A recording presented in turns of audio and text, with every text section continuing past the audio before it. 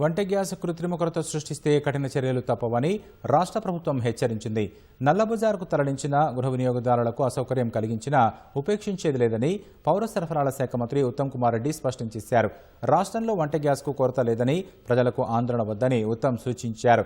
వంట గ్యాస్, వేసవిలో నీటి ఎద్దడి, 99 రోజుల ప్రజాపాలన ప్రగతి ప్రణాళికపై కలెక్టర్లు, ఎస్పీలు, పోలీస్ కమిషనర్లతో మంత్రి ఉత్తమ్ కుమార్ రెడ్డి వీడియో కాన్ఫరెన్స్ నిర్వహించారు.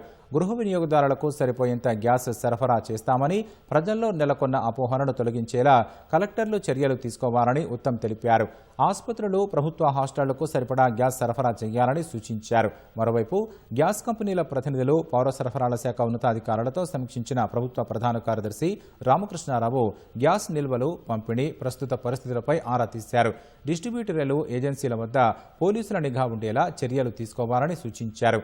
ప్రస్తుతం రాష్ట్రంలోని గృహ వినియోగదారులకు సరిపడా నిల్వలు ఉన్నట్లు అధికారులు తెలిపారు.